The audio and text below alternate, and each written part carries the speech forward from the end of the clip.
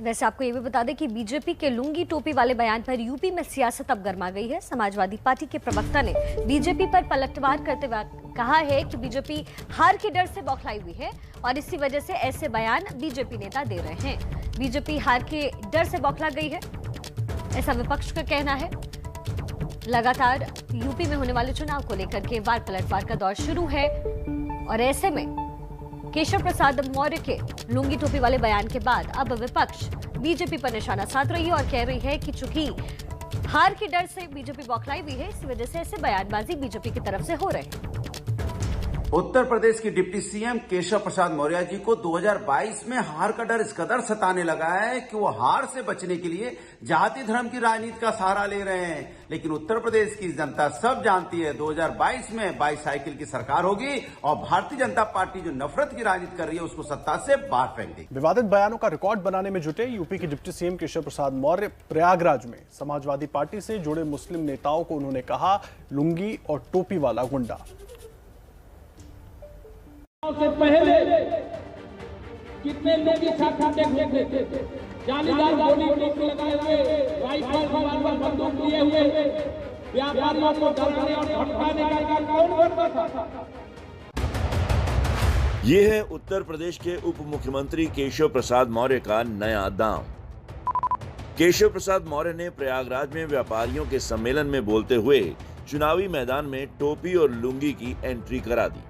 से पहले कितने लुंगी छाप गुंडे घूमते थे, जालीदार गोली टोपी लगाए हुए, राइफल रिवॉल्वर बंदूक लिए हुए व्यापारियों को डराने और धमकाने का काम कौन करता था? आपकी जमीनों पर कब्जा करना और कब्जा कर ले तो शिकायत करने भी मत जाना, ऐसी धमकी कौन देता था? या सारा कुछ याद रखना, मेरा इतना ही कहना है। कोई गिने चुने 1 2 4 10 कहीं कोई। दरअसल केशव प्रसाद मौर्य ने इशारों में ही एसपी और बीएसपी शासन में गुंडा टैक्स वसूली का आरोप लगाया। लेकिन ये पहली बार नहीं है जब यूपी के डिप्टी सीएम मौर्य ने तीखे बयानों से ध्रुवीकरण की कोशिश की हो। 1 दिसंबर को ही मौर्य ने ट्वीट किया था, अयोध्या काशी भव्य मंदिर निर्माण जारी है, मथुरा की तैयारी है। विवाद बढ़ने के बाद भी मौर्य बयान से वापस नहीं हुए थे। देखिए, हम हर हर महादेव कहते हैं, जय श्री राम कहते हैं, जय श्री कृष्ण कहते हैं। जिनको उससे दर्द हो रहा है उससे वो अपना दवा कहीं से ले लें, लेकिन हम लोग ना राम कहना छोड़ेंगे, ना शिव जी कहना छोड़ेंगे, ना कृष्ण जी कहना छोड़ेंगे। हम तो उनके भक्त हैं और भक्ति के जो हमारी जिम्मेदारी है उसको निभा रहे हैं। ठीक है। वहीं अखिलेश कह रहे हैं कि बीजेपी को हार का डर सता रहा है, इसलिए चुनावों में धर्म की एंट्री करा रही है। भगवान कृष्ण हम सबके हैं। कोई ऐसा नहीं होगा पंडाल में या यहाँ पर जो भगवान कृष्ण को नहीं मानता।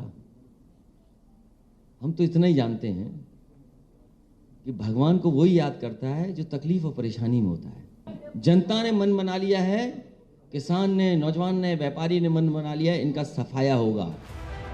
वहीं बीजेपी कह रही है कि उसका निशाना तो दरअसल माफिया डॉन मुख्तार अंसारी, अतीक अहमद और आजम खान पर है, तो एसपी को तकलीफ क्यों हो रही है?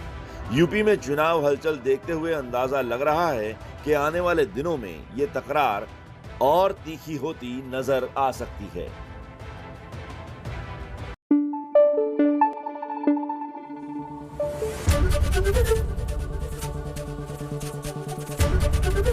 एबीपी न्यूज आपको रखे आगे।